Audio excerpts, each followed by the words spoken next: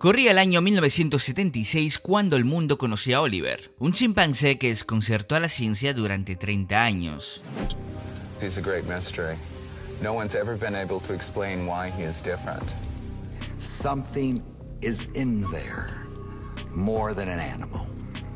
To be in his presence, he's just strange. He's different. Desde los tiempos en que Darwin postuló que el ser humano era descendiente del mono, la ciencia no ha parado de buscar el eslabón perdido. Un híbrido que según la teoría de la evolución no llega a ser humano, pero que está un paso más allá de nuestros parientes más cercanos, los chimpancés. Varios científicos a lo largo de la historia se han obsesionado con esta idea, tratando de crear sin éxito una criatura de estas características, como sucedió en la década de los 20 del siglo pasado, cuando el gobierno de Iosif Stalin financió una investigación por parte del biólogo Ivanovich Ivanov, que consistía en la creación de un híbrido genéticamente modificado entre humano y simio. La idea del gobierno soviético era la de crear un ejército de híbridos con las mejores características de cada especie. La inteligencia humana combinada con la resistencia y capacidad física de los simios. El experimento consistía en inseminar a hembras de chimpancé con esperma humano, y también a la inversa, pero tras varios intentos el experimento fue un fracaso, haciendo así que Stalin perdiera el interés por este.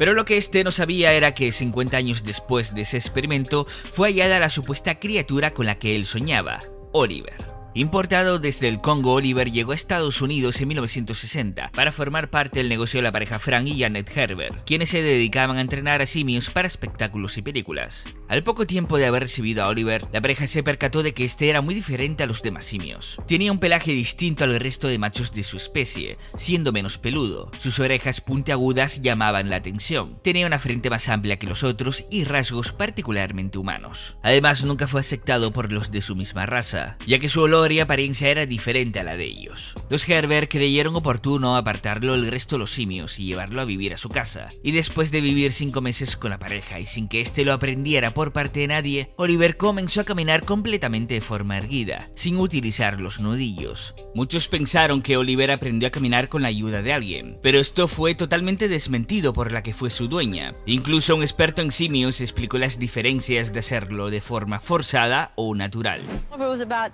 I'd say about 4 or 5 months old. He just one day stood up and he was always up. Very, very seldom he ever put his knuckles on the ground. If he walked like a half a block, he would walk upright. This guy, if you walk a half a block, towards the end, he's can't make it, you know. Come here, Chip. Chip, come here, son. Come on. Chippy, stand up. Up. Come on, walk. Come on. Up, up, up, up, up, up. I absolutely disagree with anyone who says that Oliver was trained to walk upright. Oliver's stance when he walks is with his shoulders back and his knees locked. And there's never, ever been a chimpanzee trained to walk that has been able to keep that pose. Vivir desde muy temprana edad en contacto con personas hizo que adoptara los comportamientos humanos, como si de un niño en su primera infancia se tratase. Por ejemplo, le gustaba ayudar en las labores de la casa, transportaba la carretilla repleta de heno para descargarla en el lugar que le indicaban e incluso le daba de comer a los perros en su cuenco. Y a medida que Oliver iba creciendo adquiría paralelamente comportamientos más humanos, como ver la televisión con una bebida en la mano, fumarse un cigarrillo o tomar café. Incluso llegó a probar el whisky servido por él mismo. Pero los comportamientos casi humanos de Oliver trajeron problemas con el tiempo. Comenzó a tener conductas violentas contra sus dueños, junto a una atracción sexual por Janet, que culminó con un intento forzado de apareamiento. Así, a sus 16 años decidieron venderlo, y la vida del simio se transformó en un calvario a partir de aquí. Cambió de dueño en dueño, volviéndose una atracción de circo en diferentes parques de animales. Hasta que Ralph Helfer, un empresario de Chicago que tenía zoológicos y espectáculos ambulantes de animales exóticos, decidió comprarlo para convertirlo así en su máxima atracción. Y fue aquí cuando llegó la explosión mediática del animal, dando a conocer sus características casi humanas. Fue presentado durante los años 70 como el Humancé, un híbrido humano-simio con rasgos distintos que era rechazado por los otros chimpancés por su olor. Así Oliver conoció la fama, paseándose por canales de televisión y apareciendo en diversos diarios y revistas de la época, mientras su dueño afirmaba que tenía 47 cromosomas, uno más que el hombre y uno menos que los chimpancés. Para que entiendan lo que estaba pasando aquí, Humancé es un término para referirse a una criatura que está a un punto medio entre el hombre y el chimpancé, es decir, el eslabón perdido que tanto había buscado la ciencia. Aunque eso no había sido comprobado científicamente por ese entonces, solo eran habladurías por las características humanas que presentaba Oliver.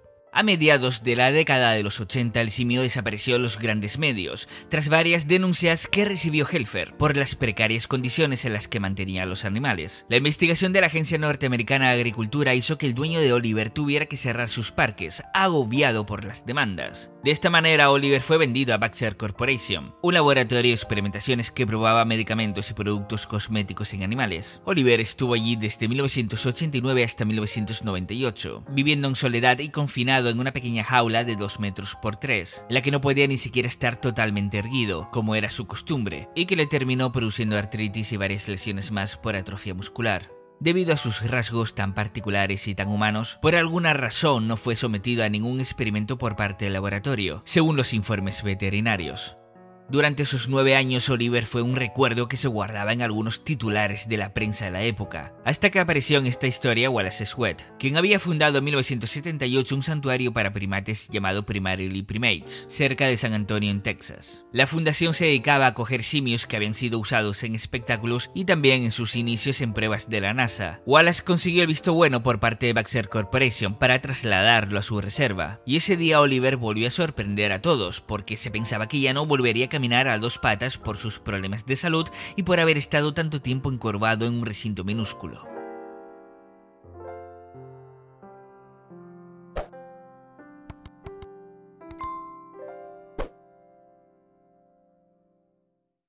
Ahora, en este lugar, los psicólogos y biólogos podrían estudiar la verdadera conducta y comportamiento de Oliver, en un ambiente sano para él y sin causarle ningún daño.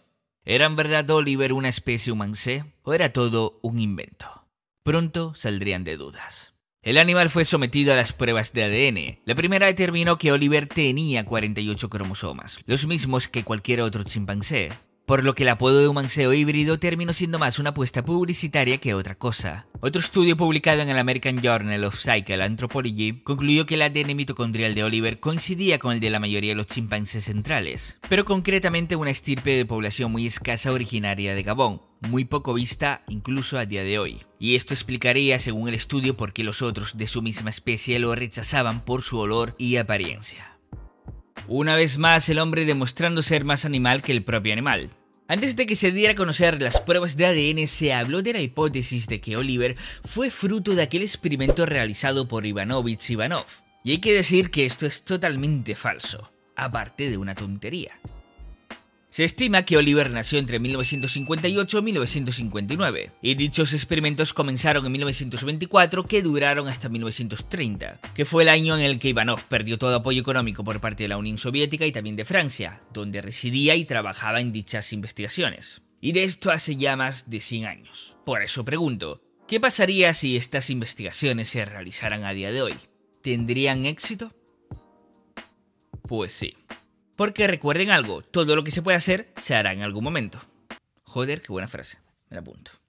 El 26 de enero de 2017, un grupo de científicos anunció un gran logro, aunque bastante controvertido. Consiguieron crear con éxito el primer híbrido entre humano y cerdo. Aunque tampoco te imagines esto, porque la cosa no funciona así. Aquí hablamos de lo que se conoce científicamente como quimera, un organismo que contiene células de 2 especies diferentes, en este caso embriones de cerdos que tienen células humanas, y que generalmente tienen una escasa esperanza de vida, apenas llegando al mes de media. La intención de los estudios es solventar a la larga un amplio abanico de problemas biológicos como órganos incubados en laboratorios, como lo puede ser la falta de donación de órganos en caso de trasplantes urgentes en hospitales. En el estudio se consiguió que las células humanas pudieran introducirse en un organismo no humano, y pudieran sobrevivir e incluso crecer en el anfitrión, en este caso en cerdos. Los avances científicos y tecnológicos de hoy en día permiten tal práctica, pero esta siempre ha estado muy limitada en todos los países por cuestión de moralidad, y los pocos casos que han existido han sido prácticas en ratas o cerdos, como acabamos de ver. Pero como dije antes, por nuestra naturaleza más humana de avanzar y encontrar respuesta a todo, Japón en 2019 ha sido el primer país en levantar esta restricción para apoyar así la investigación de humanimales, que permitiría un estudio más amplio de un híbrido entre humano y simio, es decir, un humancé.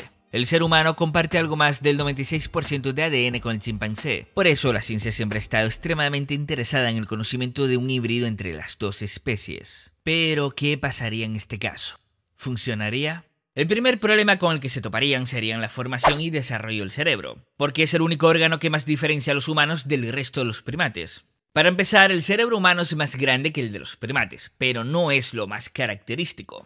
El cerebro humano tiene muchas más células y estas están más interconectadas, por ello tenemos más capacidad de procesamiento. En un estudio se observó sorprendentes similitudes en cuanto a la expresión génica en todas las regiones del cerebro estudiadas, e incluso en el córtex prefrontal, la región del cerebro implicada en el aprendizaje de orden superior, que más diferencia a los humanos de los otros simios. Por eso tal semejanza en el ADN del primate, y por eso los simios tienen una buena capacidad en el aprendizaje, pero nunca superior por la falta de conexiones. En cambio, el área del cerebro en el que se detectó una expresión génica no tan específica fue el estriado, una región que habitualmente se asocia al movimiento y que podría estar vinculado a la bipedación. Y también se encontró una mayor cantidad de proteínas que trabajan en el funcionamiento del órgano. Es decir, las diferencias entre el humano y chimpancé residen principalmente en la expresión de genes y proteínas del cerebro.